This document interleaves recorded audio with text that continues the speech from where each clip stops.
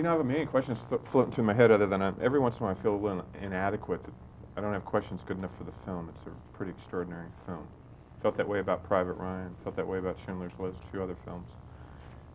But I love the idea of exploring a sense of faith in film, even if it's ambiguous once in a while. And in a sense, we find truth in the most unlikely place, in this place in the form of an unlikely human being in death row. What are the ideas floating around in this film for the two of you that are so unusual for films to do?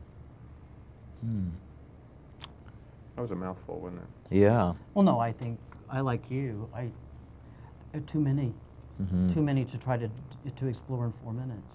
You know, way too many. So many layers. What jumps out and pleases you about the film? What really pleases you?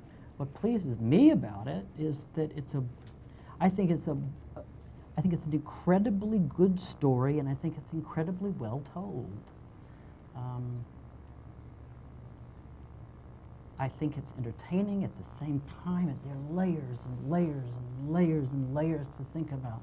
It's an experience that you don't have once watching it. It's an experience that you continue to have. And I think like all great stories, or wonderful stories, it keeps telling. You know, it keeps telling it. Isn't that what great films do? Oh, yeah. Always. Yeah. Barry, is this a total different experience than Private Ryan? Oh, completely. Yeah. I mean, I haven't actually seen the film, so I'm only basing my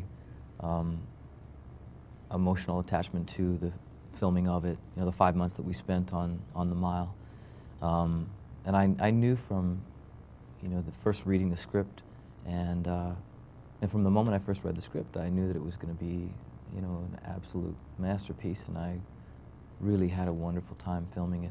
I mean, the ensemble, you couldn't ask for a better group of people, and I felt really blessed after I finished it. I knew it was going to be something special. It's kind of an odd question, but could you, both of you, it'd be harder for you, I guess, could you do in real life what your characters do in this film? Could you do that? I think you would have to. It would be either that or stand on the breadlines if you in that given situation. During the Depression in the South, there wasn't a lot of options. I think it would be incredibly torturous of an occupation, but you have to do what you have to do to put bread on your table. And there are people that do that now. Yeah. And I imagine there's just as much humanity within their hearts and minds as there are represented in the Green Mile, which you don't often see in films, of this genre. The villains are villains, and the guards are generally villains too, so it's special. Yeah.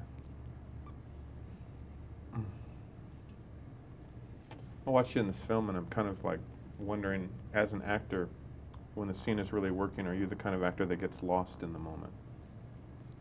Do you? Do you have to? One wants to.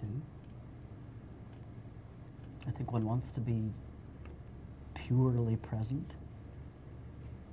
Is it unusual in film?